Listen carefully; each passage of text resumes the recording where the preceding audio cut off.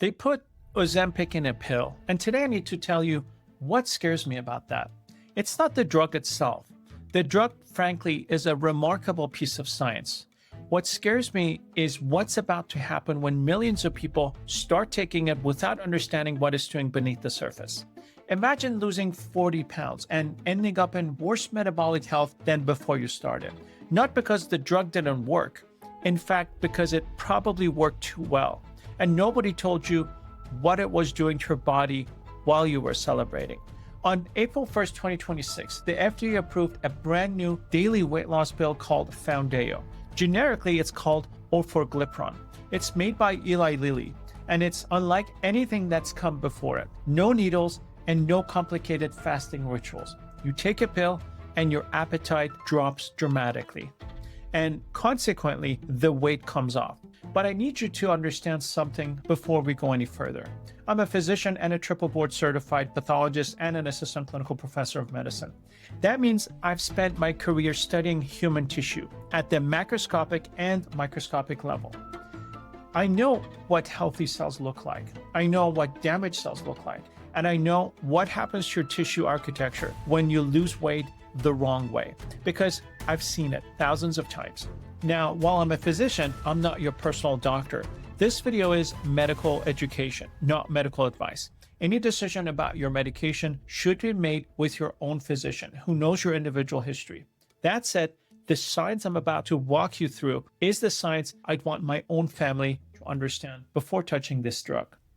What's about to happen over the next 12 months as millions of people start taking this pill is going to be one of the biggest stories in modern medicine.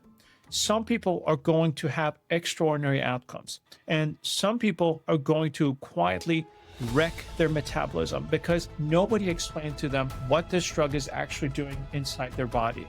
I'm dedicating this video to that explanation. I don't care if you're considering this medication, if you're already on a weight loss medication like Ozempic or Mounjaro, or if you just want to understand the science. By the end of this video, you're going to understand this drug at a level that most patients never get the chance to hear in a standard 15-minute clinic visit. And that understanding might be the most valuable thing you walk away with this year. Before we go any further, some ground rules. I have zero financial relationship with Eli Lilly, Novo Nordisk, or any pharmaceutical company. Nobody paid me or asked me to make this video. I'm an independent physician and medical educator. My only obligation here is to the published peer-reviewed data and to make sure you understand what it actually says. I'm not here to tell you to take this drug or not to take it. To understand why this pill matters, you first have to understand a problem that scientists couldn't solve for over 20 years. When you eat a meal, your gut releases a tiny hormone called GLP-1.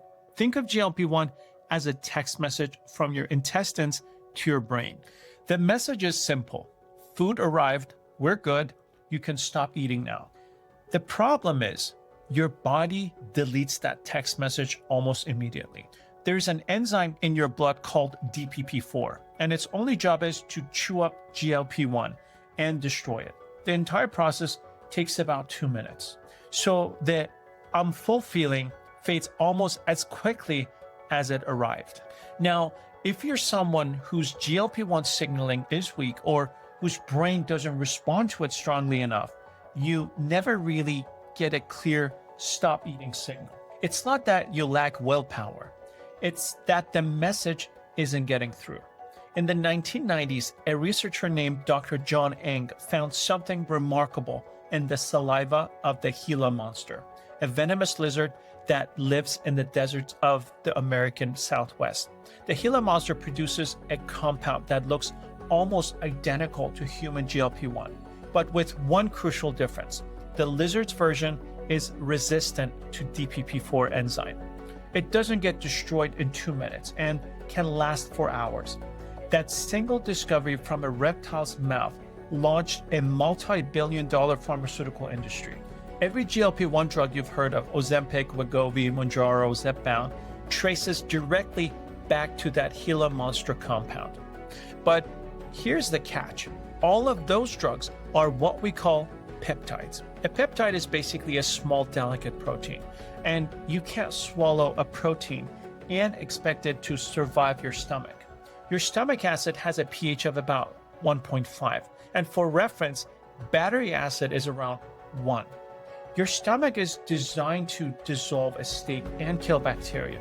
If you swallow a delicate peptide drug, your stomach shreds it before it can ever reach your bloodstream. That's why these drugs required injections. There was no other way to get them into your blood intact. One company, Novo Nordisk, tried to make an oral version called Rybelsus, but the rules for taking it were strict. Empty stomach, exactly 4 ounces of water, then you had to sit there for 30 minutes. No food, no coffee, no other pills. If you got any of that wrong, the drug could get destroyed. As you can imagine, most people couldn't stick with that protocol long term. And this is where Foundayo changed the game. Eli Lilly's scientists looked at the problem and made a decision that, in hindsight, was brilliant. They said, we're done trying to protect a delicate peptide inside the stomach. Let's stop fighting biology and build something entirely different. So they engineered a completely synthetic small molecule, not a protein and not a peptide this time. A totally new chemical structure that doesn't resemble any natural protein in your body. Here's the best way to think about it. Imagine the GLP-1 receptor on your cells is a lock. The natural GLP-1 hormone your body produces is the original key. What Eli Lilly built is a completely different key. Different material, different shape, but one that still fits in the lock and turns it. And because this new key doesn't look like a protein, your stomach enzymes completely ignore it. They scan it, see nothing to attack, and let it pass. It sails through your stomach acid, crosses into your intestinal wall, enters your bloodstream, and clicks into the GLP-1 receptors on your cells, as if it belonged there. This way, there is no injections, no fasting, no 30-minute waiting period. You take it once a day and it works. In the phase 2 clinical trial published by Wharton and colleagues in the New England Journal of Medicine in 2023, patients on the highest dose lost approximately 14.7% of their body weight in 36 weeks. That's a significant clinical result. But now I need to tell you the part that almost nobody is explaining properly. Your scale is lying to you. When a weight loss drug is this easy to take, a single daily pill, no injections, no special routine, it creates a very specific psychological trap. People start treating it the way they treat a multivitamin. They pop a pill, their appetite drops off a cliff, they eat very little, and they watch the number on the scale fall. And they naturally celebrate. Why wouldn't they? This was the goal all along. But here's what I need you to understand, and I need you to really hear this. That number on your scale tells you how much you weigh. It tells you absolutely nothing about what kind of tissue you're losing. And this is where the pathology becomes critical.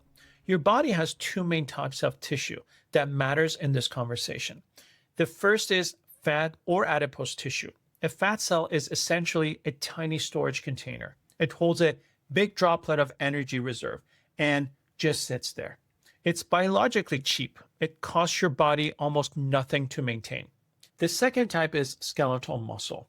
And muscle is the exact opposite of fat. A muscle cell is one of the most complex, energy-hungry structures in your entire body. It's packed with tiny power plants called mitochondria. It's constantly building and recycling proteins. It's maintaining electrical and chemical gradients. Even when you're sitting perfectly still doing nothing, your muscle tissue is burning significant energy just to stay alive. Now, here's a critical insight. When you take Foundayo and your appetite disappears, and you suddenly find yourself eating maybe 800 or 1,000 calories a day, your body faces a crisis. It doesn't have enough incoming energy to run all of its systems. So it has to make a choice. And it makes that choice the way any organism would under survival pressure. It doesn't just burn fat because your protein intake has dropped so low, your body desperately needs amino acids to run essential functions. Where does it get them? It liquidates your muscle. And so your body begins to break down its own muscle tissue. It disassembles the proteins inside your muscle fibers, converts the amino acids to glucose in the liver through a process called gluconeogenesis and burns that glucose to keep your brain running.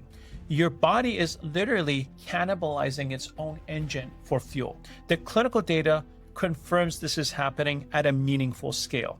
In the Step 1 trial, the landmark Semaglutide study published by Wilding and colleagues in the New England Journal of Medicine in 2021, analyses of body composition found that up to 39 to 40% of total weight loss was lean body mass. When muscle undergoes this kind of atrophy, the individual fibers shrink. They become thin and irregular. Gaps open up between them.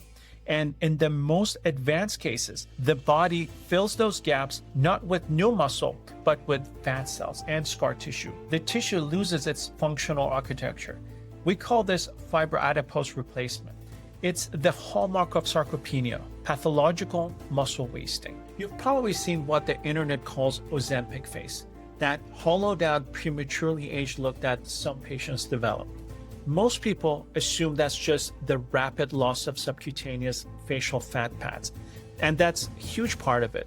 But forget the face. The real danger is metabolic. Your skeletal muscle is your body's primary tool for pulling excess sugar out of your blood. It's your main defense against insulin resistance, type 2 diabetes, and metabolic decline as you age. If you lose 40 pounds on this pill, but 15 of those pounds are muscle, you may actually end up in a worse metabolic position than where you started. Your resting metabolism drops because you've eliminated the tissue that burns the most calories. But if you ever stop the medication, and I've covered this in a dedicated video in the past, the fat comes back quickly, but the muscle doesn't. Now that you understand the risk, let's talk about what the evidence says you can do about it, because the published literature actually gives us a clear playbook.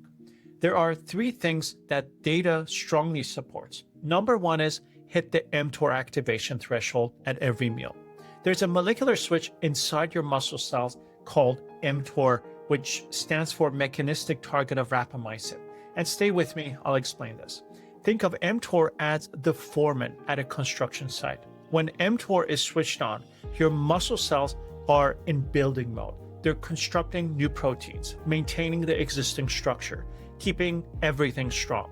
When mTOR is switched off, which is exactly what happens in a calorie deficit, your muscle cells shift into demolition mode. They start tearing things down.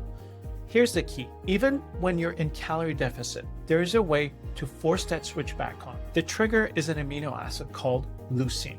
Leucine is found in high quality protein like meat, fish, eggs, whey, poultry.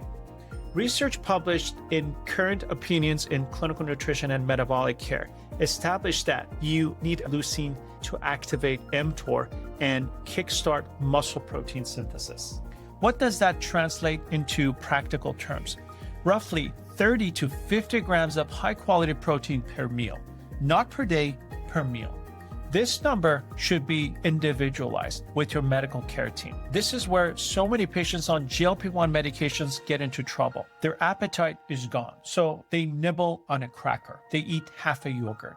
They have a small salad with no protein. They're eating, but they're not hitting the leucine threshold. And without that threshold, mTOR stays off, and their muscle tissue continues to be broken down for fuel. Even if you can only eat 2 meals a day, because your appetite is suppressed, each of those meals needs to contain enough protein to flip that switch, and this is non-negotiable biology. Number 2 is mechanotransduction, and stay with me, I'll explain this. You must load your muscles. This is a second pathway to activating mTOR, and it works through a completely different mechanism than protein.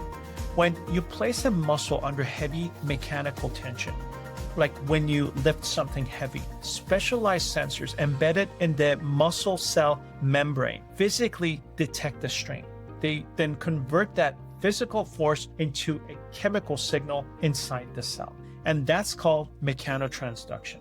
Here's why this matters so much. Research by Hornberger, published in the International Journal of Biochemistry and Cell Biology, demonstrated that this mechanical signaling activates mTOR through a pathway that's at least partially independent of your nutritional state. In other words, even if your diet isn't perfect, heavy resistance training can still send a build and preserve signal to your muscles. That means protein and resistance training are not just two good ideas. They are two separate on-ramps to the same highway. They activate the same master switch through different doors. Together, they create a much stronger defense against muscle loss than either one alone. And I want to be specific here. Walking is wonderful. It benefits your heart, your mood, your circulation, but walking doesn't generate enough mechanical tension to trigger mechanotransduction in a meaningful way. If you're on a GLP-1 receptor agonist and your only exercise is walking, the published evidence suggests that you're not providing sufficient stimulus to preserve your lean mass. 2 to 3 sessions per week of progressive resistance training, like challenging your muscles with loads that are difficult for you, is what the data supports. The type of resistance training should be tailored by your personal medical care team because it may look different based on your abilities and restrictions. Number 3, protect your gut and titrate slowly. Foundayo, like all GLP-1 receptor agonists, slow down your stomach emptying. That's actually part of how they work. Food sits in your stomach longer, which contributes to the feeling of fullness. But the same mechanism is also responsible for the most common side effects: nausea, acid reflux, bloating, constipation, and the sulfur burps that patients frequently report. In the phase 2 Orforglipron trials, roughly a third of patients discontinue because of GI symptoms. There are a few evidence-based strategies that can help. Proactive hydration, especially early in the day with adequate electrolytes, keeps the GI tract functioning. These drugs often blunt your thirst right alongside your hunger, so you can't rely on feeling thirsty as a cue. Adequate fiber supports colonic motility, but before you increase fiber amounts, please consult your personal medical care team. But the most important factor is the dose titration speed. Rushing to the maximum dose to accelerate weight loss based on studies and in my clinical experience is counterproductive. Your enteric nervous system, which is the network of nerves that control your digestive tract, needs time to adapt to sustain GLP-1 receptor activation. A slow, gradual increase in dosage gives your gut that adaptation window and dramatically improves the chances that you'll tolerate the medication long term. Now we have to talk about what happens when you stop for whatever reason. Whether you reach your goal or you're experiencing a side effect with more harm than benefit or cost-related availability issues.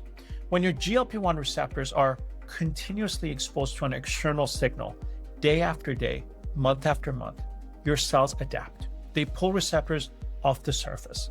They become less sensitive.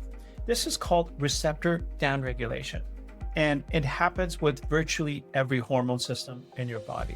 Your cells are constantly adjusting their sensitivity to match the signals they're receiving.